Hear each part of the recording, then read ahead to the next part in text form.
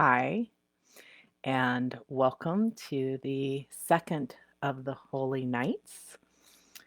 Um, my name is DeSutter. I am a certified soul level astrologer, and I am sharing with you about the Holy Nights. The Holy Nights are the time from Christmas, from the birth of Christ, to the Epiphany, the day that the Magi, that the wise men arrived.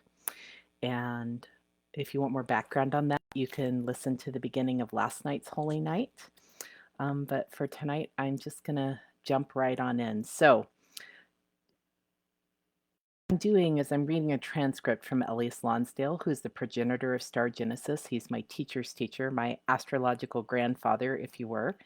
And my teacher is Mark Borax. He has a school called the College of Visionaries and Wizards, where I did a 3-year training, 2.5 year when I did it. Now it's 3-year training program. Which they're just beginning a new circle right now. If this really interests you and piques your interest, let me know. I'm happy to share more about that with you offline. So, without further ado, the second holy night, which is the sign of Aquarius. So, this next year, we will be entering the year of the water cat, which I know that in Oriental astrology, sometimes they refer to it as the rabbit and other people refer to it as the cat. I prefer the cat because I just have much more of a relationship with the cat and it resonates with me more deeply. So here we go. So in 1951, 1963, 1975, 1987, 19, which happened to be the year of the harmonic convergence, 1999 and 2011, which was the year of Fukushima, by the way, and now 2023, we have these years of the cat, and this year is the year of the water cat. So the water cat can be a little challenging to describe. And what will the year of the water cat bring us? She has in store for us, and now I'm reading directly from this transcript from Elias. She has, and if you're having difficulty hearing me, I can see there's a couple people watching. Please let me know. I'm hoping my headset is working, but if there's any technical issues, just put it in the chat and I'll see those pop up. So, the Year of the Cat has in store for us a series of thresholds into the mysteries of what life is like when we are actually tuned into it, when we're not tuned out, but we're tuned in. We're present, we're bringing an etheric energy through, a subtle threshold energy through, and we're tuned into it every nuance, every moment, every breath. And it's continuously forming, and it's forming us and it's informing us at the same time, just like a cat. So I just want to take a moment here to describe a little more. Most of us have been around cats. This isn't the year of the tiger. We're completing the year of the tiger, and the tiger is a very different animal than the cat. Think about what it's like to be around a cat. They notice what's happening around them. Cats like some people, they don't like others, and they don't, I don't want to say mince any words, but they don't pretend about that. They're very clear about what they desire. Alan Watts once said that he lived with 3 Zen masters and they were all cats. So, what happens is that in the year of the cat, we have this uncanny instinct for what's going to come next. And that's one of the keys to the year of the water cat is we have this uncanny instinct for what's going to come next and for what it really involves, what it means, and what's asking of us. And if we consult that, and if we stay present to that, then we're not set back passively into just being a victim. If we stay present with that, instead of becoming the absorber and the sponge, which the cat never is, the cat is very present to what is going on around it, and it decides what it's going to take in and come closer to and what it's going to move away from. With the year of the cat, we're actively, internally attentive, and this makes us part of a weave, part of a universal weave, part of an ongoing continuum of new life that's accessible to us if we tune up and if we tune in. So, the year of the cat's a messenger, or many messengers in one. The messages come in very vivid ways. And some of us, we might find, if we look back to 2011 or 1999 or 1987 or 1995 or 1963, that we can recall times when cats, on one level or another, got messages through to us that meant a tremendous amount in our destiny. So this is Anne talking again for a moment, and what I'm going to say is maybe take a couple minutes right now or when you're done and just contemplate those years of your life and feel into what were the messages that you received in those years. You know, a lot of times in our pathway of life, we come to like a fork in the road. And we can feel there's this sense of choosing which direction are we going to go, and those choices are destiny choices. Are we going to stay in this relationship, leave this relationship? Are we going to get married, not get married? Are we going to move to this place? Or are we going to stay where we are? Are we going to take this job? Or are we going to take this job? Are we going to quit that job we've had? Are we going to have a child, etc.? Right? Those are kind of bigger examples. Am I going to do this like workshop or this teaching that I feel really drawn to? That's another example. So what happens when we're tuned up in the cat years is that we start to tune in at a deeper level to what destiny has in mind for us. And also, we have this capacity during a year of the cat to be more present with those that are with us.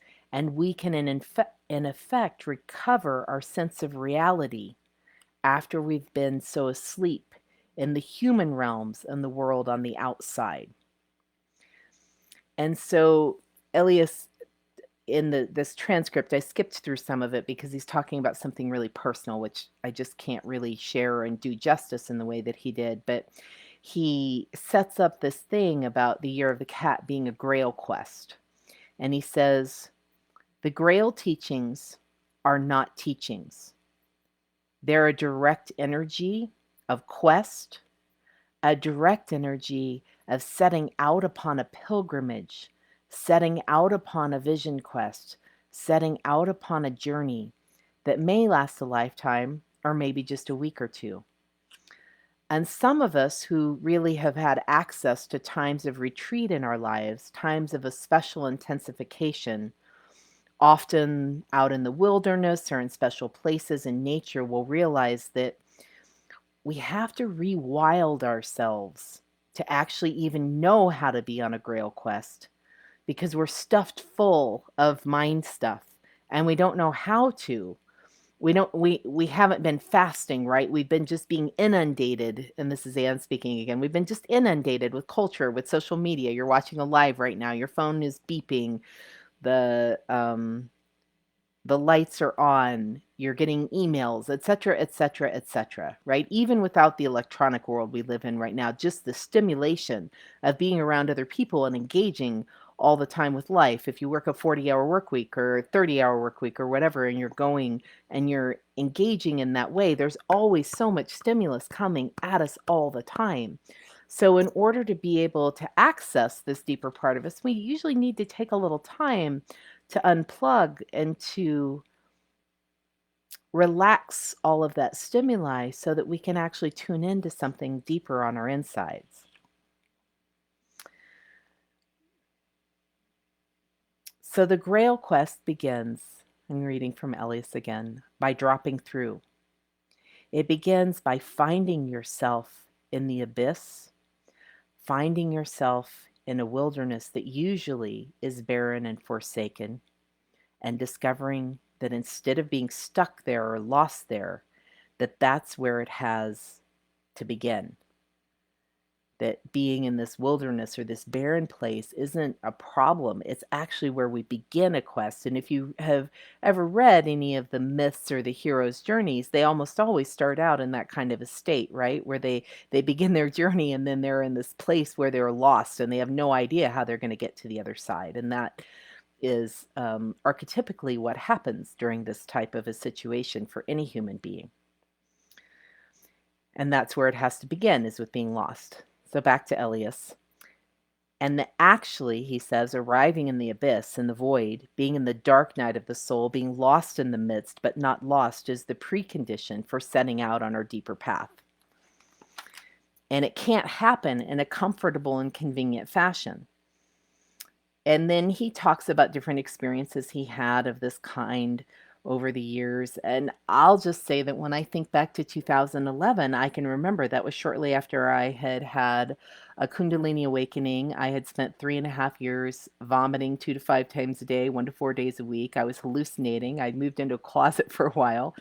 I quit my job right about that time. I think it was in 2010. And around about 2011, I found myself deeply entrenched in the dark night of the soul, having no idea who I was, what I was here for, what my life was going to even look like, and if I was going to even have a life at that point. And I'd been on a spiritual path, and I'd been a really serious spiritual seeker for about 13 years at that point. Well, for longer, but really serious, I would say, for 13 years, dedicated. And I really thought I knew what my purpose was. And then the dark night of the soul came, and it all changed. And everything that I thought that I knew, every spiritual teaching that I thought I understood, didn't hold up to that dark night of the soul that I was in. And so in 2011, I definitely found myself in the midst of a quest. But what it meant first was I dropped down to the bottom of the abyss. And it was a very dark place I was in. I couldn't feel love. I couldn't feel love within myself. I couldn't feel love from other people to me. I couldn't feel love from myself to other people. The only time I could feel any kind of sense of love during that period of my life was oddly either doing the dishes or folding people's laundry. Like when I did these very calm devotional acts for like a little bit of time, something in me could relax and could feel some sense of devotion, even though I wouldn't have necessarily called it love at that time. So think back to what was happening for you in 2011. So Elias says here, he says, I had never had time or space ever, and I had a tremendous amount of time and space out there, and I would hitchhike around, and sometimes too much time and space, but I wanted it and needed it. And what would happen was I would get lost out there. And this is a man who was from New York City, by the way, just to give you a little context. He said he would go through all kinds of things, but then it would always lead him to the next thing. So he learned about the quest or the journey, which was something in past lives that's so much more a part of him. And what he realized most of all from all that was that there was a part of his soul that had immense hunger and thirst for the world beyond the path laid out by the culture, and that he had to discover how to go with that. So I'm just going to pause for a moment and say, that's not an unusual thing. It's not something that just happens to Ellias Lonsdale or DeSutter or Mark Borax or, I don't know, Deepak Chopra or Jesus Christ or Buddha. That is a common human experience, that in each of our souls, there's this sense of there is something I'm here for and I don't know what it is.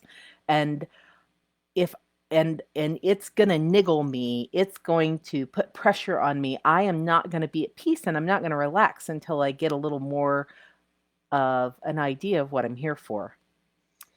And Elias goes on to say that down the road now in 2022, what he sees is that at this point, our quest is no longer out into the wilderness, out into the special places, although it's always everything. It's most of all into the internal version of that, because most of us will not hitchhike a ride, will not go on a vision quest, literally, will not necessarily really do these things, these austerities, because we have so many reasons not to. It's not safe, it's not this, it's not that. And I can tell you from doing that on more than one occasion, it never feels comfortable when I begin those things. It never feels comfortable when I know I have to do them. And every time it comes to me that I'm going to have to do one of those things, I feel like a cat going to the bathtub, literally. Different version of the water cat, because I'm like, oh crap, here we go again. And Elias goes on to talk about being in the Grail quest and how everywhere he goes in that, he feels death, he feels darkness, he feels the descent. He enters into spaces that would have years ago stopped him cold and made his life impossible for him. And even now, those spaces are absolutely totally intense and they're happening all the time. But what's really happening through this is that we're finally taking the plunge all the way inside of us, where there's no longer an outside, because there actually is no world outside any longer. There's no place. There's no special places to go. There's no amazing times to live through, not in that way. It's all deep on the inside. So he's turning this around, Suzanne talking again, and saying, you know, in the past, historically, and not that there's not a place for that. There's a time I go to ceremony in the desert once or twice a year, sometimes 3 times a year, where I take time to do that, right? But what he's saying is that this isn't so much about separating from the outside, it's about something happening that's allowing us to really go deeply inside. And then, so if it's all deep inside, then why is it a quest? He asks. He says, because we find ourselves sort of karmically damaged, deeply disturbed, having lost too much along the way. We find ourselves in contexts where nobody sees us, nobody understands us, nobody feels what we're feeling, and we can't even feel it because nobody feels it. We hardly can feel it ourselves. We find ourselves in a world where nothing makes any sense and it just keeps going like this. And what do? We set out to find our own soul again and to see if there are spiritual forces on tap that can help us to find ourselves, to find this one, to find this me inside. Because we can't live without ourselves. We can't live without our truth, our reality, and our ultimate existence. We can't live without why are we meant to be here? So what we have here is a quest that each one of us is on. If we wish to acknowledge it, where we're setting out on a journey, a rather extraordinary journey to discover, to adventure, to remember, to realize what this is all about and to fulfill it. Now he says he's convinced that the one in us who can do that and who will do that is guiding the quest. So he uses this language. So here's the key to the year of the cat. Here we go. A future self of ours is sending us on a quest, a grail quest, and that future self knows exactly what we are doing. What we are doing and what all of our past selves are doing. And they're just precipitating a collision, an encounter, a time when we come up against what we're caught in and we do something about it. We don't just stop there when we come up against that thing we're caught in. We actually now are ready to do something about it. 2023 is the year of the Great Vision Quest, and the cats will be the ones that we meet along the road.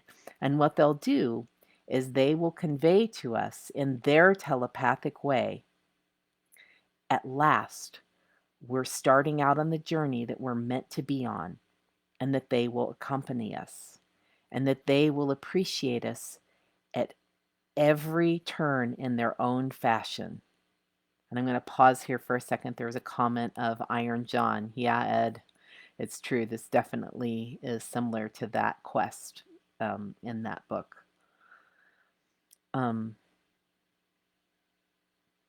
So the cats will accompany us, and they will appreciate us at every turn in their own fashion. And what we might as well recognize is that our old life is over. A different life awaits us, and we have to go on a passage, on a pilgrimage between what was and what will be. And that pilgrimage is the year of 2023, as we shall see. So that completes the transcript from Ellias Lonsdale of the Second Holy Night of 2023, the year of the water cat. And this one isn't one I can tie up in a nice, neat little bow for us, because it's a journey that we're all going to go on together over this next year. And this is just, I'm planting a seed and an invitation for myself and for each of us to discover what that journey looks like for you in where you are in your life right now, on your unique journey in your life. To imagine, okay, if I'm going to take this on and make 2023 my year of inner quest, what does that look like for me? And I have a feeling that some more will be revealed about this as we go through the rest of the Holy Nights. This is night number 2, so we have 10 more nights to go, plus the Spirit Night, the 13th Holy Night. And tomorrow we are going to pick up with Saturn entering into Pisces. Just a little preview, and we're going to talk a lot about that. We're not just going to talk about it tomorrow night, because it's a very significant thing, the entry of Saturn into Pisces. So I wish you all a wonderful evening or morning whenever you're listening to this, wherever you're listening to this, and let's see where our inward quest is going to take us over this next year. And welcome to the year of the water cat, which begins on January 22nd, 2023. Thank you so much, and have a lovely evening. Bye.